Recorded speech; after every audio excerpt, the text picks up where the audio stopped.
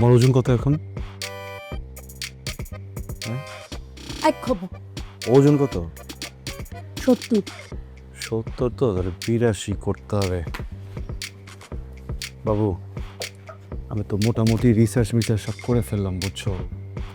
আমি বই দেখে যেটা বুঝলাম, তোমার মোটামুটি 10 থেকে 12 কেজি ওজন পুরো জার্নিতে বাড়াতে হবে। এটা স্বাভাবিক। এর থেকে কম হলেও সমস্যা, এর থেকে বেশি হলেও সমস্যা। এখন স্বাভাবিক ওজন থেকে 10 কেজি 12 কেজি ওজন বাড়াতে হলে অবশ্যই খাবার বাড়াতে হবে। সেই খাবারটা তুমি কী বাড়াবা? বাজে খাবার খাবা? জাঙ্ক ফুড খাবা? Burger, sandwich, pizza? তোমাকে খেতে হবে ডিম, দুধ, মুরগির মাংস, মুরগির কলিজা, আরও সুষম সুষম খাবার। এর পাশাপাশি অনেক বেশি খেলে হজম প্রক্রিয়া ঝামেলা হতেই পারে, বাথরুমে গিয়ে তুমি কষ্ট পেতেই পারো। সেটার জন্য আছে ইসুপগুলের ভুসি। এটা 2 চামচ আমি তোমাকে গোলায় খাওয়াই দিব, দেখবা সব ক্লিয়ার হয়ে যাবে জান, তুমি টেরও পাবা না। দেখো, এখানে তো শুধু তুমি একা নেই, তোমার পেটের ভিতর তো আরেকটা আমি আছি, তাই না? এই আমির তো একটা খেয়াল রাখতে হবে। একটু খেয়ে নাও না সোনা পাখি। ডিভোর্স পেপারে সাইন করার পর থেকে কি ছাগল হয়ে গেছো? বুঝতেছো না? তোমার মতো আরেকটা আমি এই পৃথিবীতে আনতেছি না। আমি খাবো না। আর যদি আমি না খাই কি করবা? উত্তেজিত হওয়া যাবে না, সবসময় কিউট হয়ে থাকতে হবে। শোনো, যখনই তোমার মাথা গরম হবে মুখ দিয়ে চিৎকার করবা না, এমন কিছু করবা না যেটাতে শরীরে প্রেশার পড়ে, হৃৎপিণ্ডর স্পন্দন বেড়ে যায়, বুঝছো? তুমি কি করবা? সোজা এখানে আসবা, কাছে প্লেট নিবা, ঠাস করে ভেঙে ফেলবা, কোনো সমস্যা নেই। বাবু, ছোট্ট একটা প্রশ্ন করি, অফ টপিক। একজন বাচ্চা, একজন শিশু যখন চিৎকার করে, কান্না করে, তখন তো প্রতিটি মা সেটা শব্দ পায়, তাই না? আমার বাচ্চারা যে ক্ষুধা তোমার পেটের ভিতরে আত্মচিৎকার করছে, এটা শব্দটা কি তোমার কান পর্যন্ত যাচ্ছে না? শোনা, একটু খাও। আমি খাবো না। জান, তোমাকে তো একটু খেতেই হবে জান। বলছি না খাবো না। পরে কিন্তু আমাকে দোষ দিতে পারবা না। পুরো খাবারটা খান, আর না হয় আমাদের সাথে থানা চলুন। কি আশ্চর্য, আমার খেতে ইচ্ছে করছে না, আমি জোর করে খাবো। এই ধরনের প্রশ্ন করে লাভ আছে? আমার তো এখানে কিছু করার নেই। হ্যাঁ, আইনের সামনে আমার হাত পা সবই তো বাধা। দেখো, আমি একটা কথা বলি, দেশে প্রচলিত আইন অনুযায়ী গর্ভাবস্থায় একজন নারী এমন কোনো কাজ করতে পারবে না যেটা পেটের ভিতরে সন্তানের জন্য ক্ষতিকারক। বেশি বেশি করে খেতে হবে। খাও খাও, আইন কিন্তু অনেক খারাপ জিনিস, খাও। ইদানিং খুব আইন নিয়ে পড়াশোনা হচ্ছে, তাই না? আমাকে আইন শেখাইতে আসছিস? আপা চোখ দেখায়। এই আপনি থ্রেড দিচ্ছেন কেন? চালু খাবার খান। শোনো, একটা কথা বলি, যেই নারী প্রত্যেক দিন একটা করে নতুন নতুন আইন বানায়, আমার বাপের গায়ে জ্বর, আমি তাকে আইন শিখাবো। চুপ কর, একদম চুপ। পায়ে বসছিস আমাকে না?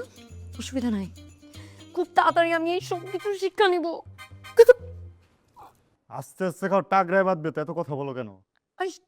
তাগড়া কি? আরে গলায় খাবার আটকেবে, এটা বুঝাইছে। আপা ছোট ছোট করে খাচ্ছে, কিন্তু আমার বাচ্চারা পর্যন্ত খাবার পৌঁছাবে না, বড় বড় করে খেতে বলেন। পানি খাও, পানি খাও, বলছিলাম না টাকরায় আটকাবে। পানি খাও। এই আপা একটু মাছ দেন, একটু ভাত দিয়ে নিজে সবজি হতে পারে।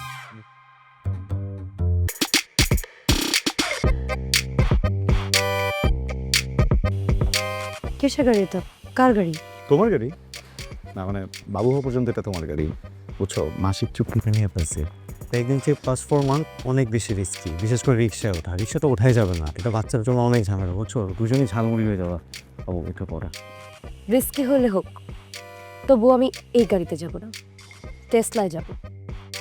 টেসলা মানে কি? এই বাবা, সব কিছু কিন্তু ঠিকঠাক আছে, আমি তোমাকে বলতেছি, আমার কথা শোনো, গাড়িটা একটাবার দেখো। আরে এই কি করতে? এই আস্তে আস্তে আস্তে ভাই।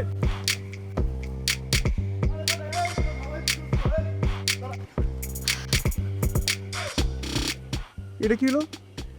হ্যাঁ, এভাবে কেউ গাড়ি চালায়? আস্তে আস্তে যাও মিয়া।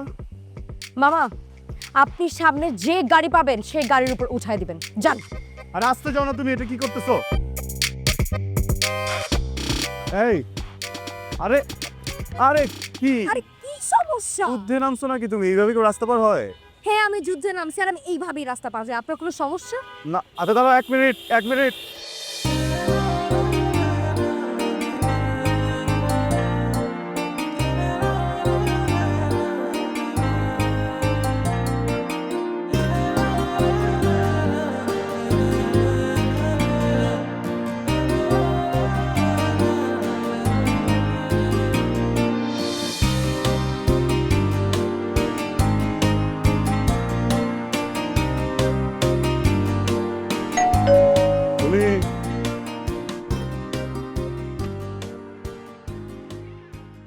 আসসালামু আলাইকুম আব্বা। ওয়ালাইকুম আসসালাম আলাইকুম আম্মা।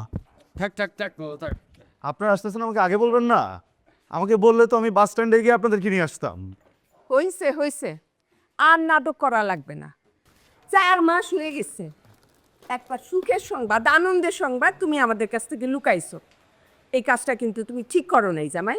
আরে তুমি জামাইরে বলে কি করবা? তোমার নিজের মেয়েই তো আমাকে কিছু জানতে দেয় নাই। ওইটাই। হ্যাঁ করতে কিরি করতে ওই যে দেখো কি আসছে। আমা আব্বা, তোমরা তোমরা কখন কিভাবে কেন আসছো? আর তোমাদেরকে কি আসতে বলছে? কি আসছো তুই? আরে মেয়ের বাড়িতে তার বাবা মা আসবে, সেখানে আবার কে আসতে বলবে? হ্যাঁ, আর তাছাড়া আমাদের মেয়ে হচ্ছে অসুস্থ, এই সময় তার পাশে মুরব্বী হিসাবে আমাদের থাকাটা দরকার। অবশ্যই। কি বলতেছো আমি অসুস্থ? আমাকে দেখছো? আমি একদম ঠিক আছি, কমপ্লিটলি ওকে। আমাকে আসছো দেখছো, হয়েছে না? এবার প্লিজ তোমরা যাও। আরে দাঁড়াও তো, কি বলতেছো তুমি এগুলো? হ্যাঁ, তোমার বাবা মা আসছে, তোমার বাড়ি থেকে লোক আসছে, 2-3 মাস খেয়ে যাবে, হ্যাঁ থেকে যাবে না? 2-3 মাস এত রাতে চলে যাবে? হ্যাঁ আম্মা, আব্বা আপনার ভিতরে যান তো, ভিতরে ফ্রেশ হন যান।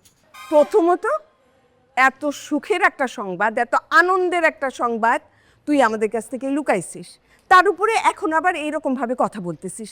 আচ্ছা, জন্মের পরে তোরে তো আমরা মধু খাওয়াইছিলাম, মুখের ভাষার এই অবস্থা কেন? হ্যাঁ, আমি সব বুঝতে পারছি, তোমাদেরকে কে ফোন করে আসতে বলতে হবে সেটাও বুঝতে পারছি। শোনো মা, তোমরা যে খুশির সংবাদ শুনে এখানে আসছো না, কয়েকদিন পর সে খুশির সংবাদটা দুঃখের সংবাদে পরিণত হবে। এই সি সি সি, এত অলক্ষণের কথা তুই আমাদের সামনে আর বলবি না তো। এই প্রথম আমরা নানা নানি হইতেছি, আমি প্রথমের মতো বাবা হচ্ছে। নাতনি নিয়া আমাদের কত পরিকল্পনা, তাই না? দেখো আম্মা, আমাকে এসব বুঝে কোনো লাভ নাই। তোমরা সবাই মিলে যে ঘোরের মধ্যে আসো না, যত তাড়াতাড়ি তোমাদের এই ঘোর কেটে যাবে, অত তাড়াতাড়ি তোমাদের জন্য মঙ্গল হবে। আব্বা, হ্যাঁ?